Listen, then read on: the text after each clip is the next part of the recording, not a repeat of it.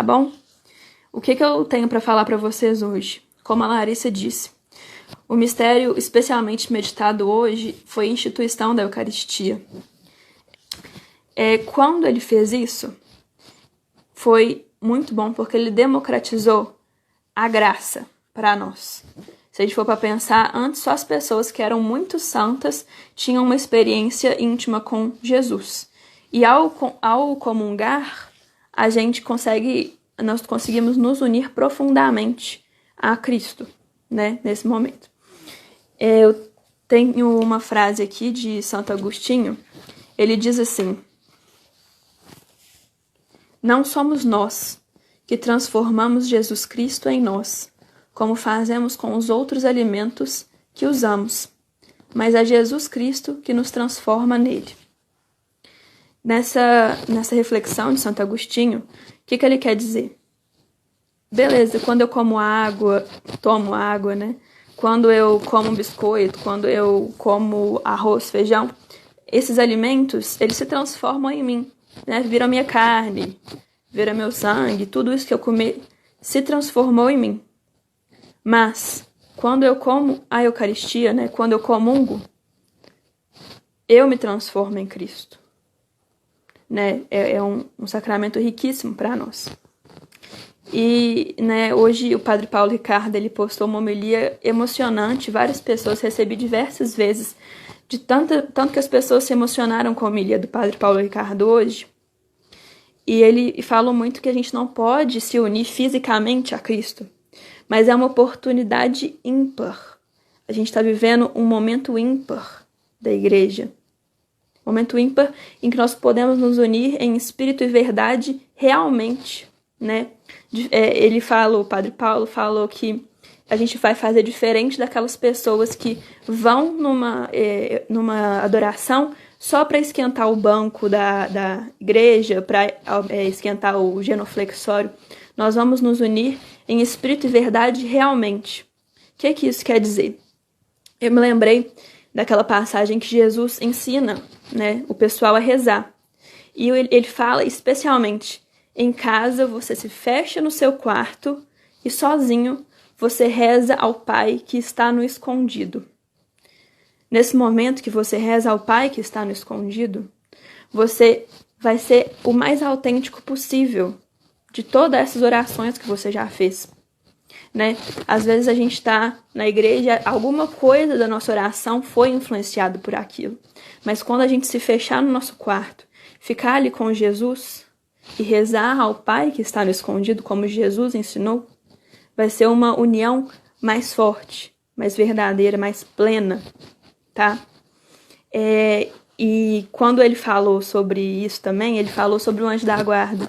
Eu usei esse livro aqui, olha, para preparar essa fala minha de hoje, Jesus, Nosso Amor Eucarístico.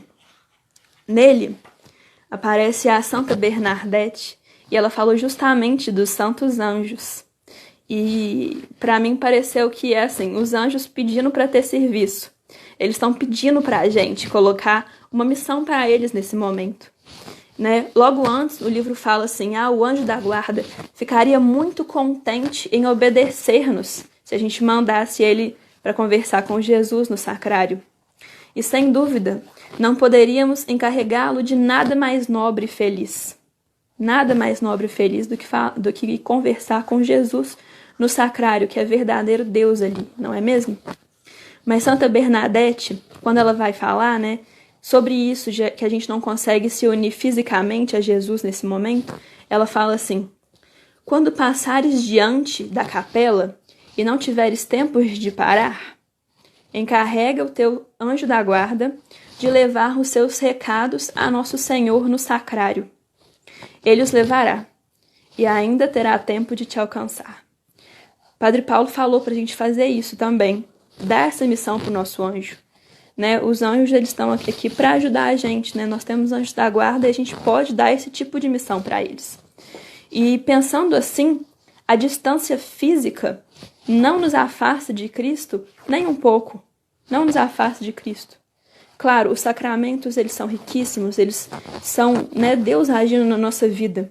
Mas aqui nesse momento, na circunstância que a gente vive hoje, nós podemos nos unir em espírito e em verdade bem com Cristo. Nós podemos nos unir bem com Ele.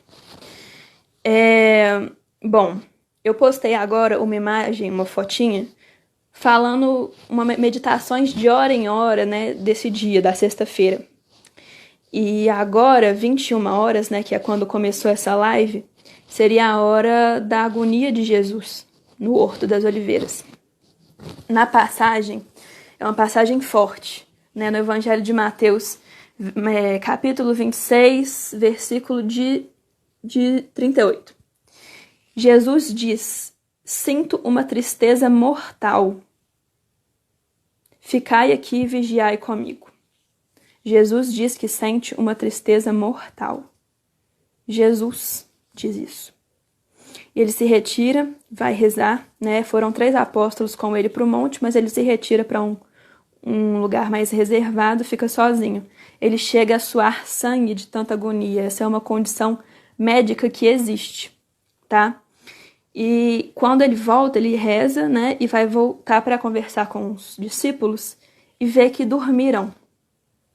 E ali foi o primeiro momento que ele foi abandonado, ele viu que ele ficou sozinho. Não foi o primeiro momento, mas desse dia aqui, ele já viu que era um presságio, ele vai ficar sozinho.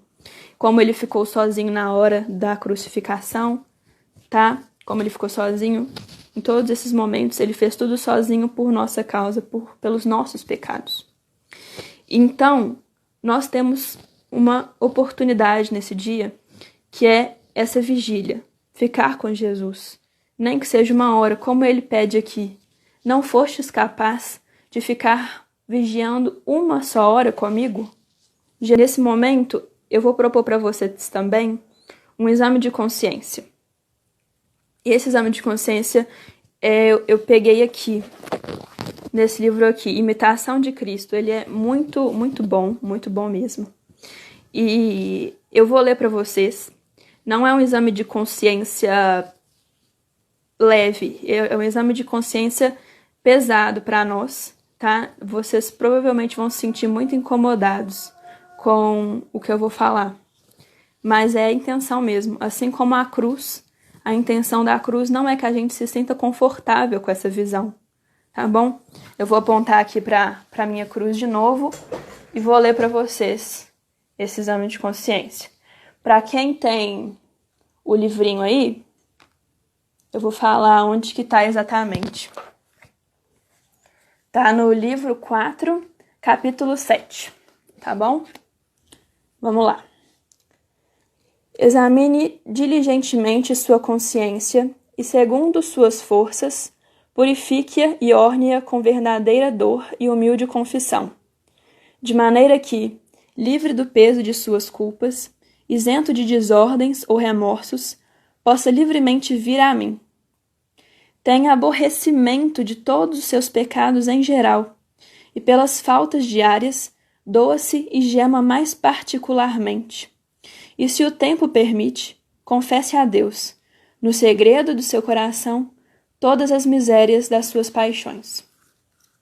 Gema e chore por ser ainda tão carnal e mundano, tão pouco mortificarão nas suas paixões, tão cheio de movimentos de cobiça, tão pouco vigilante sobre os sentidos exteriores, tão frequentemente dado a 1000 imaginações vãs, tão inclinado para as coisas exteriores, tão negligente nas coisas interiores, tão levianamente inclinado ao riso e à dissipação, tão duro para as lágrimas e para o arrependimento, tão pronto para a fadiga e comodidades da carne, tão indolente para a vida austera e fervorosa, tão curioso de novidades e de olhar as coisas belas, tão remisso em abraçar as coisas humildes e desprezíveis, tão ávido de possuir muito, tão parco em dor, tão tenaz em reter, tão inconsiderado a falar, tão incapaz de calar, tão desregrado nos costumes, tão importuno nas ações, tão intemperado no comer, tão surdo à palavra de Deus, tão apressado para o repouso, tão moroso para o trabalho, tão vigilante para ouvir historietas, tão sonolento para as vigílias sagradas, tão apressado em acabar, tão falho de atenção, tão negligente a recitar o ofício, tão fraco a celebrar, tão frio a comungar, tão rapidamente distraído, tão raras vezes plenamente recolhido, tão subitamente levado à ira, tão fácil em desagradar aos outros, tão inclinado a julgar, tão severo em corrigir, tão alegre na prosperidade e tão fraco na adversidade, tão fértil em bons propósitos e tão estéril em boas obras. Depois de ter confessado e chorado com grande dor e vivo sentimento de sua fraqueza, estes defeitos e tantos outros que em você conhece, proponha firmemente emendar sua vida e adiantar na virtude.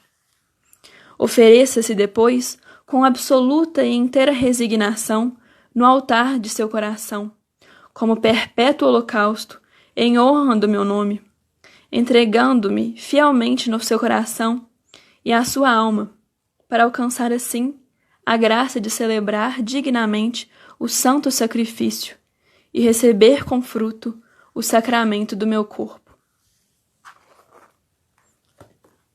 Eu encerro a live com uma última frase. Eu li muito, eu sei que eu li bastante aqui, foram muitas leituras, porque a live é para ser mais austera mesmo, tá, gente? Mas a última é uma que me chamou muito a atenção, tanto que é o nome da live. Santa Francisca Xavier. Ela disse: quanto mais eu te amo, parece que menos te amo. Porque eu queria amar mais, mas não posso mais. Dilato meu coração. Eu vou ler de novo. Quanto mais eu amo, parece-me que menos te amo, porque eu queria mais, mas não posso mais. Dilata o meu coração. Quando a gente para pensar nessa frase, se a gente está em comunhão com Cristo e Ele transforma o nosso coração e nós nos tornamos Ele através da Eucaristia, nosso amor vai se assemelhando aos poucos com o de Cristo. Nós vamos nos assemelhando e assim ganhando perspectiva. Você acha que você ama muito a Cristo? Não ache. Você não ama muito a Cristo, tá? Se você amasse, você perceberia a diferença do amor de Cristo para o seu amorzinho. Você ama Cristo, mas não tanto assim. Ganhe perspectiva, comungue. Vai comungando, vai se unindo a Cristo, vai percebendo o tanto que você ama a Cristo, compara com o tanto que Ele te ama, percebe que quanto mais você acha que você ama Ele, menos você ama. Seu amor não é tão grande assim. Eu vou ler de novo essa frase. Quanto mais eu te amo, parece-me que menos te amo, porque eu queria mais, mas não posso mais. Dilata o meu coração. O que é isso? Como a gente vai dilatar o nosso coração? Com os nossos atos, com as nossas orações, com o que a gente pode fazer na nossa circunstância, tá? Quem tem ainda os ramos do Domingo de Ramos, também convido a fazer essa reflexão amanhã. Nós recebemos Jesus há menos de 7 dias como um rei.